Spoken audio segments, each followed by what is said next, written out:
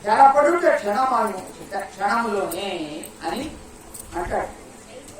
చూసావా కౌసల్య,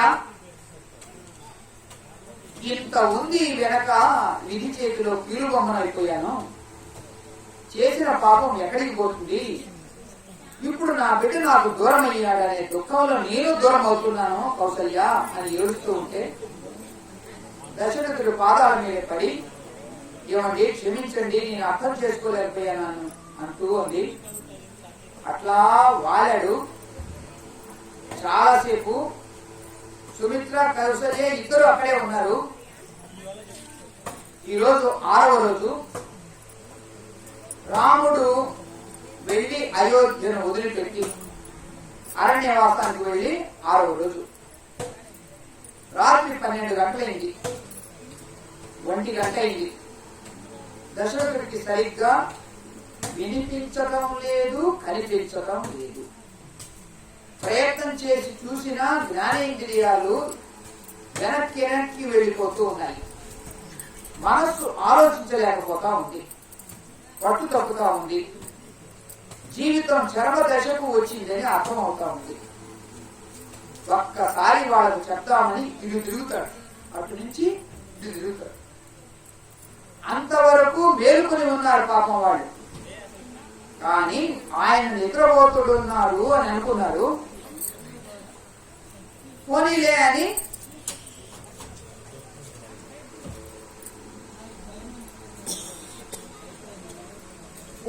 అని ఆ మంచం మీదనే తలవాల్చి అలా నిద్రలోకి జారుకుంది కౌసల్య. 5 రోజుల నుంచి ఆవిడకు నిద్ర లేదు. పాపం దుఃఖంలో పోతా ఉంది ప్రాణం. దశరథుడి యొక్క ప్రాణం పోతా ఉంది. ఏం చేస్తాం? దేహానికి ఉండే పరిమితమైనటువంటి దేహాలు వాళ్లకు నిద్ర వచ్చింది, అట్లా పడుకున్నారు. ఈయన పోతా ఉంది. రామ రామ కహే రామ కహే, రామ రామ కహే రామ కహే. తులసి రామాయణం. ఏ రాఘవ మహాబాహో, ఏ మదయాసనాసన అని వాల్మీకి రామాయణంలో 6 సార్లు పలుకుతాడు రామనామాన్ని. ప్రియపుత్ర, సుత, రాఘవ, మహాబాహో, దుఃఖాయాస నాశక రామ అని అంటూ 6 సార్లు రాముని సంబోధిస్తాడు. తులసి రామాయణంలో కూడా సేమ్ 6 సార్లు ఉంటుంది. రామ రామ కహే రామ కహే, రామ రామ కహే రామ కహే.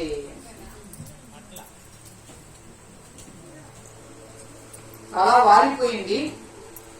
దశరథుడు మరణించాడు.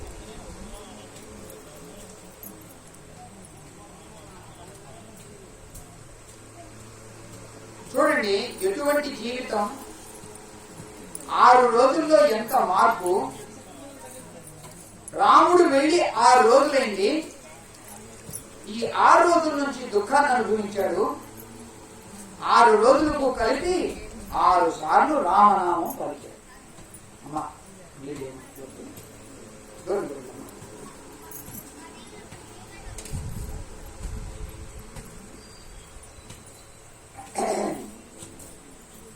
రాముడు అరణ్యవాసానికి వెళ్లి 6 రోజులైంది. 6వ రోజు రాత్రి దశరథుడు మరణించారు కనుక 6 సార్లు రాముని స్మరించాడు. ఎందుకు 6 సార్లు అనాల్సి వచ్చింది అంటే, ఈశ్వరస్య భావ ఐశ్వర్యం. భగవంతుడు షడ్గుణైశ్వర్య సంపన్నుడు.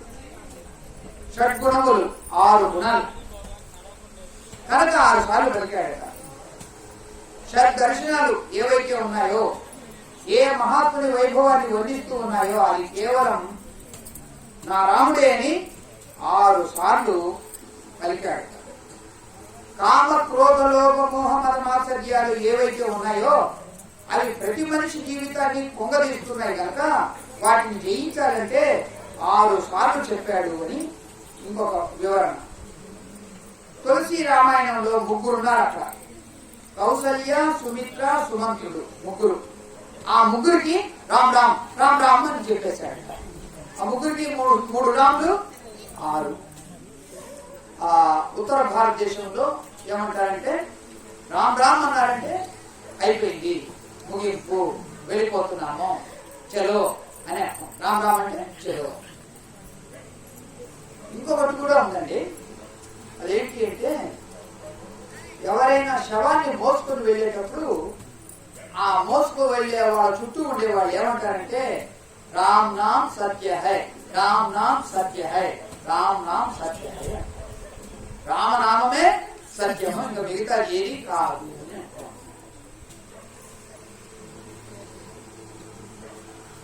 ఒక సిగరెట్ బంకు ముందు ఒకడు బీడీనో సిగరెట్ కాల్చడానికి తాడు వేలాడుతూ ఉంటుంది, కొబ్బరికాయ, దాన్ని ముట్టించుకుంటా ఉన్నాడు.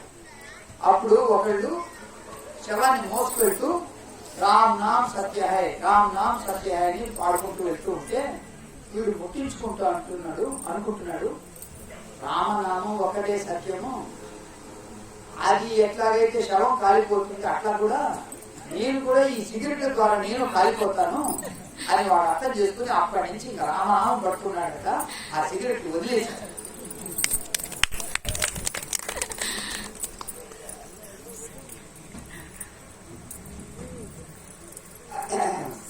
సో ఆ ముగ్గురికి రామ్ రామ్ రామ్